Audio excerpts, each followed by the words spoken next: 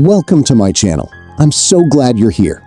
Today's story is one that will make you question loyalty, family, and the true meaning of love. So sit back, relax, and let me take you through this unforgettable Reddit-inspired story. If you enjoy emotional stories, family drama, shocking twists, and satisfying endings, don't forget to like this video, subscribe to the channel, and turn on notifications so you never miss a new upload. Now, let's get started. My parents gave everything to my brother, then asked me to save them.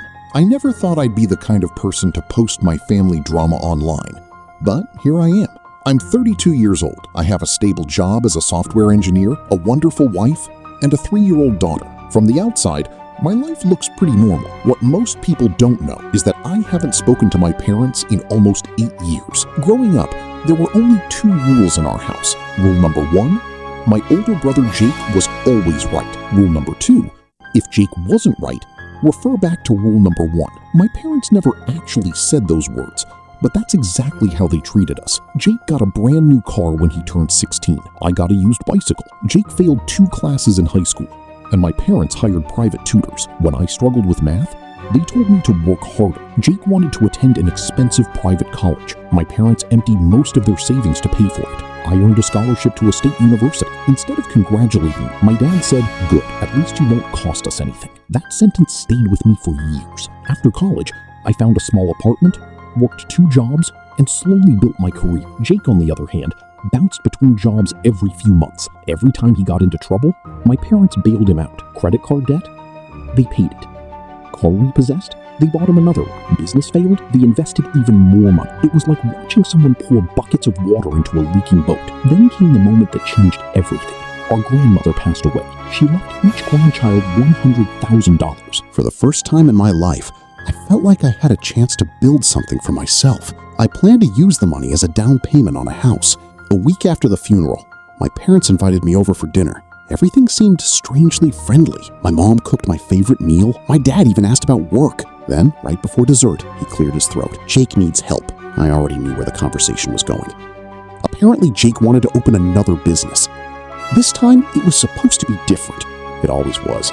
My parents asked me to loan him my inheritance. I politely said no. The room went silent. My mother started crying. My father called me selfish. Jake accused me of abandoning family. I reminded them that Grandma had left equal amounts to all of us. Jake had already spent every dollar of his inheritance within 3 months. That wasn't my responsibility. I left the house. That night, I received 12 angry text messages. By the next morning, several relatives were calling me a terrible son. I blocked everyone. A month later, I bought my first house. It wasn't fancy, but it was mine. That was the last time I spoke to my parents.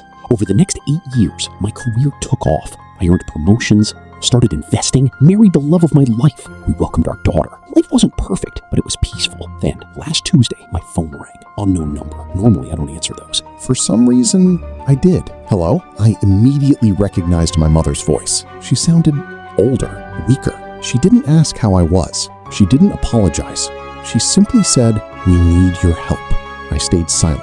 She explained that my father had retired with almost no savings. Most of their retirement money had gone to helping Jake over the years. Jake's latest business had collapsed again. This time, he owed hundreds of thousands of dollars. Apparently, my parents had co-signed several loans. Now creditors were coming after them. They were about to lose their house. Then she said something I'll never forget.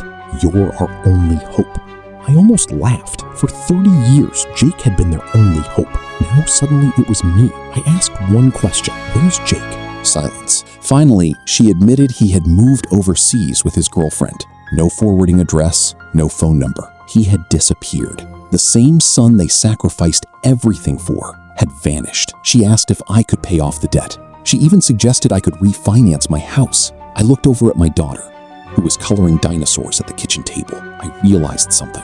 Every dollar I had represented years of sacrifice. Late nights, weekend shifts, missed vacations, careful budgeting. No one had handed me anything. I told my mother I was sorry for what had happened, but I couldn't destroy my own family's future to fix choices they had made repeatedly for decades. She cried. She called me heartless. Then she hung up.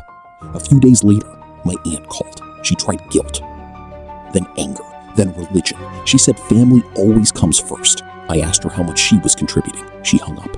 Since then, I've heard nothing. Part of me feels guilty. They're still my parents. But another part of me remembers every birthday where Jake got expensive gifts, while I got socks. Every school achievement they ignored. Every time they expected me to sacrifice, so Jake wouldn't have to. I don't hate them. I honestly hope they find a solution. But I finally understand something I wish I'd learned years ago. Love doesn't mean becoming someone else's emergency fund. Sometimes the healthiest thing you can do is break the cycle. For the first time in my life, I chose my own family.